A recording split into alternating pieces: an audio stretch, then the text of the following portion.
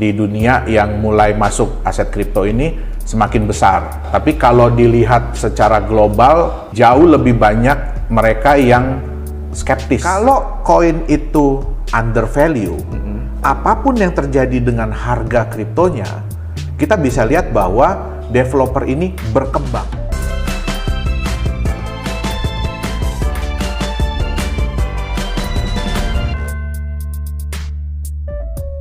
Pak Yohanes, gimana kabarnya? Baik, Coach. Luar biasa. Ini kita ketemu lagi karena ternyata banyak permintaan nih yang ngomongin soal kripto. Oh, siap. Kripto ini wah lagi banyak pergerakan. Gimana Pak Yohanes melihat sikon dunia kripto gimana? Ya, memang sekarang ini lagi kembali naik ya, Coach ya. Jadi pamor dan trending kripto ini kembali naik. Bukan saja kripto-kripto yang memang sudah established, jadi yang udah cukup usia ya, itu ya kita lihat trennya juga kembali naik, kembali bergairah, tapi juga mulai banyak bermunculan ya kan aset-aset kripto lain yang berusaha untuk ikut dalam gelombang ini nih. Ya, riding the wave. Riding the wave. Ada kesulitan apa sih orang-orang yang saat ini bikin mau investasi di kripto? Apa kendala-kendala terbesar mereka yang kelihatannya bikin mereka bingung atau mungkin salah ambil keputusan?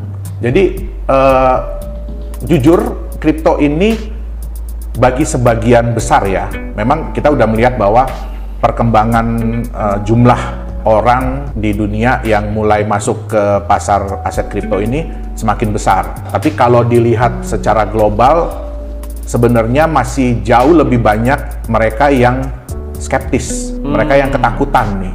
Mereka yang masih menganggap bahwa aset kripto ini ujung-ujungnya scam, ya kan? Kenapa? Karena ya kita nggak bisa nyalain ya, Coach ya. Jadi aset kripto ini semakin lama semakin mudah untuk dibuat. Ya, kita bisa lihat bahkan sekarang sudah mulai banyak yang namanya token generator. Jadi kita nggak perlu lagi nih ngerti tentang coding, tentang udah kayak WordPress ya. Betul. Jadi WordPress-nya kripto. Iya, nggak usah coding website, langsung bisa bikin. Betul. Kita bahkan tinggal ngisi aja ya, tinggal ngisi mau nama tokennya apa, terus jumlahnya berapa, ya kan? Terus apa aja fasilitasnya, ntar tinggal klik bayar biayanya, jadi tokennya. Bikin white paper jual, ya kan? Nah, jadi tentu saja kan hal ini sedikit banyak mengubah atau sorry Coach ya, kalau kita boleh bilang secara direct sih sebenarnya merusak daripada image kripto. Ya, kenapa? Karena kadang-kadang tanpa perencanaan yang jelas, tanpa konsep yang jelas, ya kan, mereka biasanya cuma ngikutin aja, ya kan, mereka biasanya cuma ngebahas, kripto itu begini, sekarang lagi hype-nya begini, lihat harga Bitcoin dari sekian sekarang udah jadi sekian, ya kan, nah, and we are gonna be the next Bitcoin, kita akan menjadi Bitcoin yang selanjutnya, ya kan. Mungkin Custom tahu ya, sekarang kan mulai banyak nih koin-koin yang pakai binatang-binatang, ya kan. Nah, 1-2 yang pertama kali muncul mungkin berhasil, ya kan. Tapi kebanyakan orang kan akhirnya berpikir, wah saya ketinggalan nih. Mulailah mereka begitu muncul yang namanya mirip-mirip, ya kan, yang gambarnya mirip-mirip, dibikin lucu-lucu gitu ya. Wah, it's gonna be the next one. Ini saya yakin akan menjadi yang berikutnya, ya kan. Akhirnya mereka berusaha untuk mengejar ketertinggalan nih, karena kan mereka berpikir bahwa saya udah tertinggal nih Bitcoin dulu, saya udah tertinggal yang ini, saya udah tertinggal yang ini. Jadi tanpa adanya pemahaman yang jelas, ya akhirnya ya mereka cuma berusaha untuk ikut gelombang. Nah, tapi yang kita tahu ya, gelombang itu ya belum tentu bagus juga. Kadang-kadang ada gelombang yang malah merugikan, ya kan. Untuk bisa memahami kesulitan dari teman-teman, apa yang harus dipelajari oleh seorang investor? Apakah baca technical analysis atau lebih baik mengerti tentang teknologinya? Tergantung sebenarnya, Coach. Kita mau menjadi seorang apa nih? Kita mau menjadi seorang apa gitu ya? Yang membuat sedih, mungkin saya pernah cerita juga dulu kan ya, kita pernah di offline cerita-cerita sama Coach Tom, ya kan. saya ketemu orang, ya kan lagi makan gitu, pagi-pagi breakfast, ketemu 3 anak kuliah, tiba-tiba mereka bilang, saya dengar kan, kita main kripto yuk gitu loh. Sekarang kan lagi hype nih, coba deh kita beli 10 aja. Ya, siapa tahu satu nyangkut, berhasil. ya. Bukannya nyangkut ya, bukannya berhasil tapi malah nyangkut. Nah, jadi pertama adalah kata-kata yang dipakai oleh orang-orang adalah kita main kripto. Bukan invest. Bukan kita invest. Ya, kita main di kripto. Nah, itu udah salah satu pemahaman yang salah. Ya, jadi istilahnya ya ada itu ya nggak ada bedanya dengan sama seperti main saham, judi. Lebih ke judi sebenarnya, Coach. Nggak seperti main saham jadinya sebenarnya, kayak main judi jadinya. Kenapa? Kita di saham pun kita masih mempelajari loh. Benar. Perusahaannya itu kayak apa, terus ininya kayak apa, performanya selama ini kayak apa. Nah, di kripto karena rata-rata ini kan startup baru, jadi sulit nih untuk mempelajari.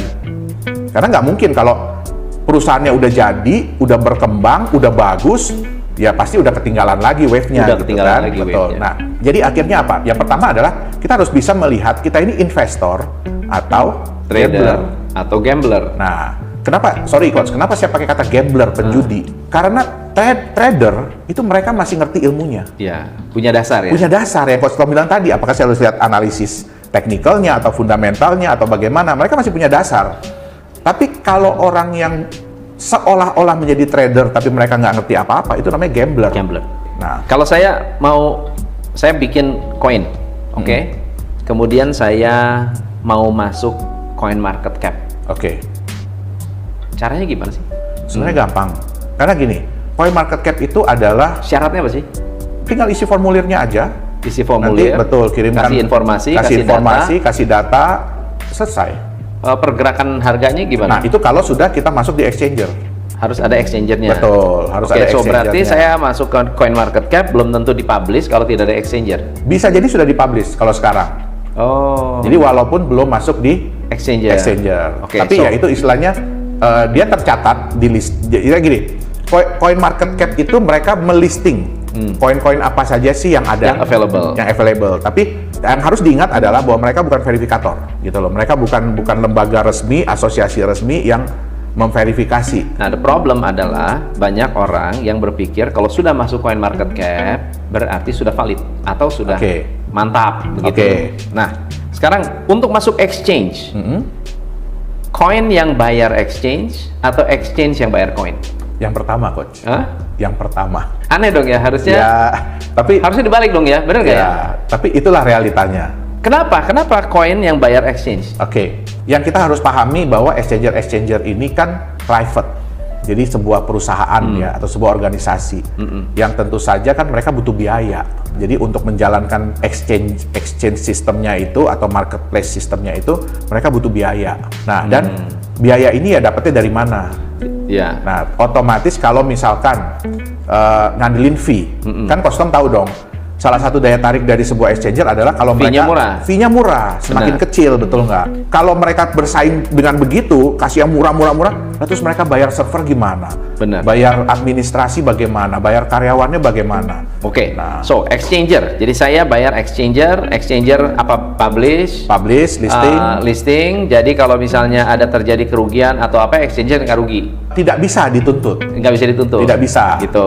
Ya, jadi kalau kita kerugian ada di tangan yang market. Betul. Oke. Terus kalau misalkan nih Coach, kalau koinnya kenapa? Ya, quote to quote hilang atau non performing. Betul. Ya, kita juga nggak bisa nyalin exchanger karena exchanger tuh kayak pasar di mana kalau ada yang jual dan ada yang beli. Nah, kalau yang jual ada yang beli nggak ada, ya exchanger nggak bisa disalahin. Oke. Pertanyaan berikutnya adalah, mungkin nggak sih ada koin yang undervalue? Ada. Jadi sekarang ini harganya sebetulnya murah. Betul. Tapi sebetulnya dia bisa jadi the next Bitcoin. Betul. Karena gini, jujur 90% ya kita ada bikin semacam survei ya. 90% ini orang-orang yang bermain di sorry kalau saya bilang bermain lagi ya. Karena memang sebenarnya mereka bermain di kripto nih. 90%. Mereka bukan investor, Coach. Mereka ini bermain di kripto. Ya, mereka berharap cepat dapat duit. Yang paling cepat gimana gitu loh. Mereka melupakan ya itu tadi ada yang namanya 3 prinsipal investasi gitu loh. Ya kan? Nah, terus yang kalau kita tahu ya bedanya investor sama gambler nih, Coach. Saya juga nonton dari film. Ya, investor itu adalah mereka yang mengetahui, melihat membaca, menganalisa dan mengambil keputusan dari sebuah project atau dari sebuah kesempatan. Tapi mereka juga hold jangka panjang. Itu investor. Tapi mereka yang hanya mencoba mencari keuntungan harian, jam-jaman, mingguan, itu sebenarnya belum pantas disebut sebagai investor. Mereka adalah trader atau yang ngerti teknik trader, yang nggak ngerti teknik jatuh-jatuhnya gambler. So dari mana kita tahu undervalue crypto ini adalah crypto yang undervalue atau bukan undervalue? Jadi kita nggak bisa memungkiri ya coach ya. Jadi gini, pada saat mungkin crypto aset itu masuk ke dalam sebuah exchanger, ada kemungkinan harga itu pasti akan turun. Ya, kenapa? Kita harus bedakan gini. Kalau perusahaan yang jual saham, perusahaan itu udah jadi coach. Core bisnisnya udah kelihatan, performanya udah kelihatan. Kripto itu rata-rata adalah startup, secara bersama-sama mengajak ya orang-orang untuk invest lah, kalau kita bilang invest ya, untuk nantinya sama-sama yuk kita perusahaan developernya akan kembangin kriptonya. Kembangin projectnya supaya mensupport daripada kripto ini, baik secara utilitas, baik secara apa. Tapi ya kan kita baru jalan nih coach. Nah, kadang-kadang kebanyakan pemain kripto itu mereka cuma melihat dari nilai, dari harganya si koin. Jadi waktu koinnya turun, padahal ya developer ini tuh sebenarnya terus jalan, proyeknya terus jalan, utilitasnya itu udah mulai terbentuk, tapi karena harganya itu tidak seperti hype kripto, berarti lebih baik kalau misalnya perusahaan seperti Tesla udah ada company-nya, dia bikin kripto, mungkin undervalue kelihatan di situ karena company-nya kelihatan. Dibandingkan dengan company yang nggak ada, baru mulai, lalu kemudian kita bilang ini undervalue. Kalau Tesla sih ya coach ya, kalau dia ngelempar kripto ya dia nggak mungkin undervalue coach. Iya kan, bener nggak? Enggak, bukan loh. Kalau dia waktu awal pasti. Waktu awal, betul. Nah, itu contohnya coach. Ini kan company-nya kelihatan nih. Betul. Kalau dulu terus dia keluar, kripto nggak usah dulu lah, sekarang lah. Sekarang udah ada Teslanya, brandingnya udah luar biasa. Hari ini keluar IPO. Waktu keluar itu udah langsung ICO atau IEO, undervalue. Kalau saya rasa sih coach ya, nggak mungkin dia undervalue coach. Nggak mungkin. Nggak mungkin, dia pasti akan hype. Nah, pertanyaannya satu nih coach, ya. Banyak token-token yang bermunculan ini, mereka nebeng nama coach, seolah-olah Tesla. Oh gitu. Yes, seolah-olah. Kadang-kadang kita harus berpikir begini coach, sebuah perusahaan yang udah sebesar Tesla, kalau mereka mengembangkan kripto, kenapa harus pihak lain yang mengumumkan? Ngumumin, benar. Nah itu salah satu indikator coach. Benar. Harus hati-hati gitu loh. Kayak waktu itu Facebook kan, begitu dia bilang dia mau keluarin koin dia, mulai kan bermunculan tuh, wah ini yang Facebook koinnya Facebook, padahal bukan. So, berarti nextnya kita harus membahas mengenai dia ini undervalue atau no value. Yes. Kalau kelihatannya murah sih kalau kita beli, kelihatannya oke. Tapi ternyata no value. Betul. Gimana cara kita identify? Itu nextnya kita mesti bahas. Kalau ada pertanyaan tentang ada nggak sih koin yang undervalue, tetapi sebetulnya dia bukannya undervalue, tapi no value. Ada coach, jauh lebih banyak coach. Jauh lebih banyak. Nah, gimana cara mengetahui atau mengukur koin ini undervalue atau no value? Jadi yang harus kita lihat ya coach ya, bedanya undervalue dengan no value ya. Memang dua-duanya sama patternnya, yaitu apa, mereka pernah hype dan terus kemudian turun. Hype ini kenapa? Hype ini terjadi karena ketidaktahuan market. Mereka cuma ngikut aja nih. Nah, terus ya kerjaan daripada orang yang ngepump and ngedam lah. Nah, terus kemudian turun. Nah, bedanya gini. Kalau koin itu atau aset kripto itu undervalue, apapun yang terjadi dengan harga kriptonya, kita bisa lihat bahwa developer ini berkembang. Project apa yang mereka mau jalankan itu tetap berjalan. Walaupun terlepas dari berapa value dari mereka punya kripto aset. Nah, itu adalah aset kripto yang undervalue. Tinggal nunggu waktu itu tinggal nunggu waktu. Kenapa? Kita harus ingat, kalau dulu nih ya, Coach Tom ya jadi Severin kan partnernya Mark Zuckerberg tuh ya. Dulu kan si Mark kan minta bantuan dana, ya enggak? Coach Tom mau nggak, seandainya ya Coach Tom tahu ya sekarang Facebook kayak begini, Coach Tom mau nggak kasih dia $30,000 waktu itu? Ya mau lah. Nah, tapi apakah Facebook itu terus langsung nge-boom besar gitu? Nah, di kripto pun sama. Jadi kita harus melihat developer ini berkembang atau tidak. Iya. Ya. Terus apa yang mereka rencanakan itu beneran nggak dijalanin? Iya. Nah, benar. Yang mungkin yang saya bisa tambahkan di situ adalah bahwa karena project itu sama dengan bisnis. betul, Berarti bisnisnya real atau tidak? betul, Atau dia mensupport real bisnis atau tidak? betul. Misalnya ada kripto yang mensupport, let's say perbankan, Ya, atau kripto yang mensupport POS, Ya. Ada kripto yang mensupport misalnya reward system. Ya, atau Groupon, seperti ya, Groupon ya. betul, Nah itu berarti kan ada real yang dipakai, Betul. ditransaksikan, kemudian ada proses jual belinya dan akhirnya Betul. harga itu naik karena memang ada pembeli dan ada peminatnya, Betul. dibutuhkan. Ya. Tetapi kalau hanya dari naik turun harga, belum tentu menentukan bahwa dia adalah good crypto, betul ya? belum tentu. Oke. Apakah dia itu benar-benar sarana untuk investasi, Ya, atau dia sarana untuk gambling? gambling. Oke. Nah, jadi kalau yang tadi Coach bilang yang no value, ya itu kita bisa lihat. Sebenarnya gini, kita bisa lihat no value itu dari white papernya aja kelihatan kok. Ya. Apa yang bisa kita lihat dari Oke. white paper-nya? Biasanya mereka itu kan ada kata-kata gini, Coach. If you cannot convince people, confuse them. Kalau Anda nggak bisa meyakinkan orang, nggak bisa Bikin bikin bingung, orang, ya? bikin bingung. Oke. Bikinlah white paper yang sampai ratusan halaman, semuanya ngebahas tentang teknisnya kripto, blockchain itu seperti apa, terus kemudian bahaslah tentang hype-nya kripto kayak apa, Bitcoin sejarahnya bagaimana gini ini, tapi tidak ada konsepnya mereka tuh apa. Ya. Apa sih proyek yang mereka mau jalanin? Nggak ada. Atau biasanya mereka ya gini, kan kita nih kebanyakan kopi-kopian, Coach. Kalau yang A sukses, kita coba bikin yang B. Tiru konsepnya bagaimana, siapa tahu kita sukses. Iya. C, D, E, dan kemudian banyak muncul gitu loh. Nah, jadi kalau yang satu aja gagal, mungkin ya Coach yang pertama sukses. Ya, yang pertama kali nih mungkin muncul sukses gitu ya. Kedua, ketiga, keempat gagal nih. Karena trennya biasanya kalau yang ikut-ikutan gitu trennya menurun pasti. Oke. Ya. Nah, yang keempat udah gagal nih. Apa yang terjadi dengan kelima, keenam, ketujuh dan seterusnya? Pak Yohanes kan mengerti cara bikin koin juga kan? Iya, Coach. Oke kan? Ya. Nah, saya kalau misalnya saya mau investasi di satu development, cost-nya besar atau kecil?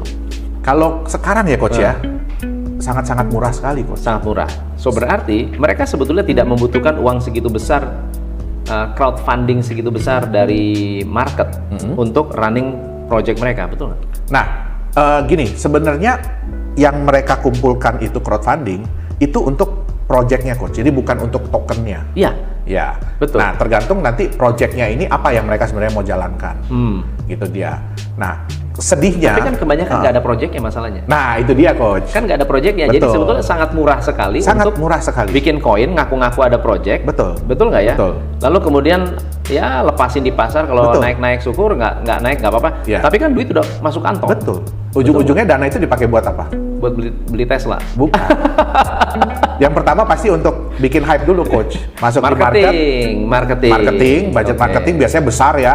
Kalau yang nggak jelas projectnya apa tuh biasanya mereka ngasih budget marketing besar. Oke. Terus biasanya bikin hype yang wah seolah-olah ini kita udah luar biasa, ini Launching, segala macam, ya. bayar Undang influencer segala macam ya kan. Ciptakan hype itu yang pertama. Yang kedua, mereka butuh biaya buat apa Coach? Pump. Kenapa? Karena biasanya mereka masih pegang koin dalam jumlah yang besar. Dalam jumlah besar. Betul. Kalau sudah masuk exchanger, kendali harga masih ada di tangan developer nggak? Seharusnya tidak. Tapi kebanyakan masih. Jadi dia bisa jadi bandar untuk iya. koinnya sendiri gitu. Karena dia yang punya koinnya gitu. Betul. Terus ada satu lagi kan istilahnya market Tapi mana maker. bisa? Berarti kan dia harus terbitin koin baru dong. Bukan. Masuk ke exchange. Kan gini Coach, kalau prinsip kita Coach ya, who's the one that controlling the market? Betul. Siapa yang mengontrol market nih? Harga maksudnya ya. The one that has a lot of money Iya. and a lot of products. Jadi Iya. siapa yang punya duit banyak dan produk yang banyak. Ya. Kebanyakan developer itu kan masih pegang koin ini banyak, Iya. asetnya banyak. Terus mereka kan udah dapetin uang nih dari hasil ICO. Betul. Nah, apa yang terjadi? Ya mereka akan create hype dulu di awal. Makanya banyak sekali aset-aset kripto, kalau Costom lihat ya di CoinMarketCap aja deh. Itu banyak, mungkin hampir 90%. Itu patternnya begitu masuk exchanger naik, turun, rata. Karena pada saat naik ini, kan developer masih banyak pegang aset nih. Terus kalau Coach Tom nih sebagai seorang holder gitu yang ngelihat harga naik, Coach Tom jual atau tahan? Tahan lah. Tahan. Itu udah kalau trader dia tahu Coach Tom. Ini saya saatnya jual. Oke. Jadi buat apa dia nggak ada, berarti back to zero dong. Kan dia nggak nothing tulus, Coach. Zero sum kan kalau dia beli lagi. Iya, tapi kan dia nothing tulus. Misalnya dia udah ngumpulin duit besar. Saya ngumpulin duit 1 miliar. Ya. Saya pompa, harga kan kalau udah naik, value-nya udah nggak 1 M lagi dong. Iya, tapi kan gini, Coach. Value bisa 500 juta, tinggal 250 juta karena harga pasarnya udah naik. Jadi tidak bisa membeli jumlah. Kalau kemarin 1000 koin terjual dengan harga 100 perak, sekarang harganya 300 perak. Uang yang dia jual kan di harga 1000. Itu kan saatnya dia ngejual sisanya, Coach. Ngumpulin duit lagi, Coach. Tapi kan peredarannya kan yang terbeli hanya di situ kan? Iya, kan gini, Coach. Jadi kenapa mereka masuk ke exchanger nih? Begitu masuk ke exchanger, mereka pump dulu harga. Coach, saya pernah nonton nih videonya nih, bahwa yang menggerakkan harga itu di awal, yang Coach Tom bilang ya ini orang-orang berusaha untuk menggerakkan harga ya, itu cuma seporsi ini mungkin. Sisanya ini apa? Orang-orang yang nggak ngerti. Market. Nah, itu yang mereka market sama media. Nah, itu yang mereka pakai, Coach. Jadi mereka cuma perlu ngepump segini nih, ya. Begitu udah naik kan orang-orang, wah, ini koin bagus nih. Begitu masuk di market harganya naik, beli. Yang sudah hold, mereka nahan kan, Coach? Ih, nanti naik lagi nih. Kayak Coach bilang, naik lagi. Kita tahan aja nih. Saatnya si developer lepas sisa koinnya. Oh, dia nggak? Kan dia dapat duit lagi. Dia nggak nunggu puncak berarti. Nggak usah, Coach. Lah orang bikinnya nggak pakai harga kok. Ya itu pertanyaannya. Jadi kan dia kalau dia jual nih pada saat dia naik, koinnya habis di tengah jalan. Ya udah. Kalau koin dia habis di tengah jalan, kan dia udah ngumpulin duit fresh lagi, Coach. Ya itu, tapi kan itu karena ya kalau pinter ngaturnya ya oke. Makanya ada beberapa yang unlimited coin itu, ada yang unlimited kan? coin ada. Ya. Tapi biasanya mereka ngelepas paling banyak 20%, Coach. Jadi yang mereka masih simpen itu 80%, yang masih besar jumlahnya gitu loh. Nah, yang terjadi tadi itu ya Coach bilang nih, naik kan? Habis nih supply-nya, tapi kan mereka udah dapetin duit fresh lagi kan, karena orang beli lagi, ya kan? Terus harga turun nih, Coach. Dia beli lagi, dia gerakin lagi tuh duit harga. Dan ya sadly to say ya, jadi ya sedih jadi juga, tapi ini kenyataan. Begitu harga turun mereka nggak mau tahu. Tapi ya kalau misalnya kayak let's say token token ABC lah ya, ya dia kalau mau jaga image ya dia harus pompa lagi. Dia harus pompa lagi. Betul. Dia harus pastikan dia bergerak. Betul. Kalau dia nggak bergerak, jadi sebenarnya gini, Coach. Kalau kita ngelihat kan mata uang ya, sebuah negara itu juga nggak mau mata uangnya jatuh-jatuh banget. Mereka akan berusaha untuk intervensi. Ya, nah kalau developer yang bagus ya pasti mereka akan intervensi. Kenapa? Karena ya mereka sudah berpikir layaknya sebuah negara. Jangan sampai ini kan mau dibikin uang nih. Bener. Jangan sampai juga nilainya jatuh-jatuh banget gitu loh. Oke. Nah, so berarti value no value actually bisa kebaca dari project. Jadi gini, developer apakah mereka terus menjalankan apa yang mereka rencanakan, komitmen, tetap jalan ya, terlepas dari harga koinnya kayak apa, harga asetnya kayak apa, mereka tetap jalan kok. Kenapa? Karena mereka kan sudah mengumpulkan dana yang cukup untuk menjalankan project. Jadi ya udah, apapun yang terjadi dengan itunya jalankan saja. Nah, sejalan dengan waktu, ya dan saya percaya koin-koin ini harganya akan naik. Karena project kripto apa yang real dan ada aktivitasnya di dunia nyata apa? Contohnya sih gini, kayak Ripple lah. Ya mereka kan memang dari awal tuh mereka udah bilang bahwa mereka akan mengembangkan blockchain teknologi yang nantinya akan dipergunakan di perbankan. Nah, cuma sayangnya Ripple-nya sendiri nggak dipakai, XRP-nya nggak dipakai gitu loh. Ya di dalam teknologi blockchain si Ripple-nya ini company-nya actually menjalankan project-project dengan perbankan masih jalan terus. Betul. Ya karena itu yang mereka rencanakan. Andai kata di ACC, XRP udah dahsyat itu. Nah, tapi kan ya sulit ya, Coach ya. Kenapa? Karena ya kita tahulah sistem finansial tuh kayak apa sih gitu loh. Nggak semudah itulah. Itu old system ya. Nah, nggak semudah itulah. Istilahnya mau menggantikan Bitcoin, mau menggantikan ini mau menggantikan kartel perbankan itu mana bisa. Sulit. Nah, jadi kalau teknologinya no problem karena memang sekarang kita bisa lihat banyak perbankan yang mulai menggunakan sistemnya si Bitcoin ya. Jadi ya itu adalah yang itu tadi, bukan cuma blockchain-nya ya, tapi distributed ledger-nya, transparansinya, terus seperti enkripsinya, kriptografinya, nah itu sudah mulai dipakai gitu loh. Tapi ya memang masih banyak lah kayak namanya kita melawan sesuatu yang sudah besar, ya udah kokoh, ya nggak semudah itulah. Perlu waktu, Coach. Oke.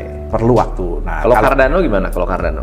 Sebenarnya sih masih oke karena mereka masih terus ya, mereka terus ngejalanin kan, mereka juga banyak membantu pihak-pihak lain lah untuk mengembangkan teknologi blockchain dan segala macam gitu.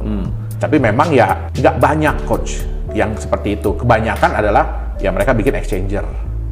Jadi mereka bikin exchanger atau mereka bikin. Next time boleh tuh kita bahas gimana cara bangun exchanger ya. Boleh, Coach. Hah? Boleh, Coach. Nah itu dan itu tidak sesulit dan tidak semahal, seheboh yang dipikirkan kok gitu loh sebenarnya. Kalau kita bisa jadi preman ya nggak terimain duit dari koin-koin baru. Tapi janganlah, Coach. Ya, jadi memang ya nggak semua exchanger begitu ya, Coach ya. Ada exchanger yang memang mereka benar-benar komitmen bahwa mereka tuh ingin menyediakan aset kripto yang bisa bertanggung jawab. Nah, so mungkin nggak sih kita membaca the next boom di cryptocurrency? Bisa, Coach. Bisa ya? Bisa. Oke. Nextnya kita bahas itu. Siap. Teman-teman, nextnya kita bahas tentang next boomnya itu kapan sih kripto? Halo semuanya, selamat datang di Nagaya Family Tim Benilu. Perkenalkan, nama saya Mr. Benilu. Bergabunglah bersama kami, Tim Benilu, the biggest team in Nagaya. Orang cerdas, pilih Nagaya. We are Nagaya Family, nagayakan Indonesia, viralkan Nagaya.